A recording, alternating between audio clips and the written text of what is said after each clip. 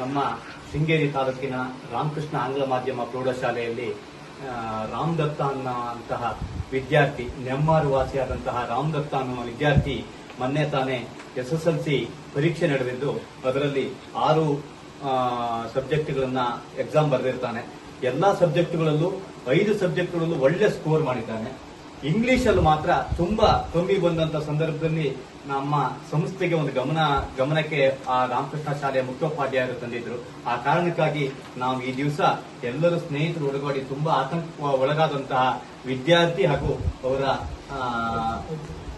ಅಜ್ಜಿ ಇದ್ದಾರೆ, ಅವರ ಮನೆಗೆ ಬಂದು ಇವತ್ತು ಅವರಿಗೆ ಸಾಂತ್ವನ ಹೇಳುವಂತ ಕೆಲಸವನ್ನು ಮಾಡಿದ್ದೇವೆ. ಹಾಗೆ ಶಿಕ್ಷಣ ಇಲಾಖೆಗೆ ಗಮನಕ್ಕೆ ತರುವಂತ ಪ್ರಯತ್ನವನ್ನು ಕೂಡ ಮಾಡ್ತಾ ಇದ್ದೇವೆ.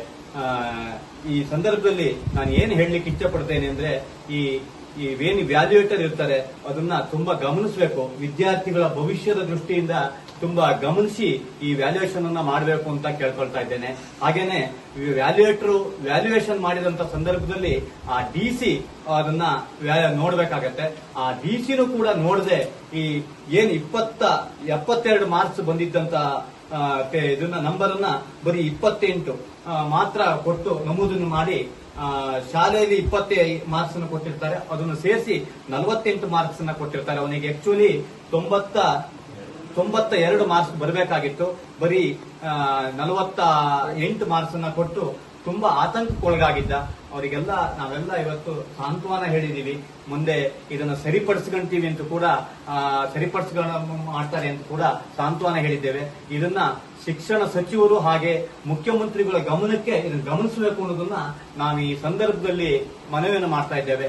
ಮತ್ತೆ ಏನು ನಮ್ಮಲ್ಲಿ ವ್ಯವಸ್ಥೆ ಇದೆ ಅಂದ್ರೆ ಈ ವ್ಯಾಲ್ಯೂಯೇಟರ್ ಏನಾದ್ರು ಈ ತರ ತಪ್ಪುಗಳನ್ನು ಮಾಡದಲ್ಲಿ ಬರೀ ಅವನಿಗೆ 700 ರೂಪಾಯಿ ದಂಡವನ್ನು ಹಾಕಿ ಬಿಟ್ಟು ಬಿಡುವಂತ ವ್ಯವಸ್ಥೆ ಇದೆ. ಈ ಸಂದರ್ಭದಲ್ಲಿ ಅವರಿಗೆ ಸರಿಯಾದ ಒಂದು ಶಿಕ್ಷೆಯನ್ನು ವಿಧಿಸುವಂತ ಕೆಲಸವನ್ನು ಆಗಬೇಕು ಅಂತ ನಾನು ಈ ಸಂದರ್ಭದಲ್ಲಿ ಹೇಳ್ತೇನೆ. ಹಾಗಂತ ಹೇಳ್ತಾ ಶಿಕ್ಷಣ ಸಚಿವರಿಗೆ ಹಾಗೆ ಮುಖ್ಯಮಂತ್ರಿಗಳಿಗೆ ಮತ್ತೊಮ್ಮೆ ಈ ಸಂದರ್ಭದಲ್ಲಿ ಮನವಿಯನ್ನು ಮಾಡ್ತಾ ಇದ್ದೇವೆ. ಮುಂದಿನ ದಿನಗಳಲ್ಲಾದರೂ ಈ ವಿದ್ಯಾರ್ಥಿಗಳು ಈ ತರ ಅನ್ಯಾಯಕ್ಕೆ ಒಳಗಾಗಬಾರದು ಅನ್ನೋದು ನಮ್ಮ ಉದ್ದೇಶ. ಇದನ್ನ ಒಂದು ವ್ಯವಸ್ಥಿತ ರೀತಿಯಲ್ಲಿ ವ್ಯಾಲ್ಯೂಯೇಷನ್ ಮಾಡುವಂತ ಪದ್ಧತಿ ಬರಬೇಕು ಅನ್ನೋದನ್ನ ನಮ್ಮ ಒಂದು ಮನವಿ. ನಮಸ್ಕಾರ. N4 ನ್ಯೂಸ್, ಇದು ನಿಮ್ಮ ಧ್ವನಿ.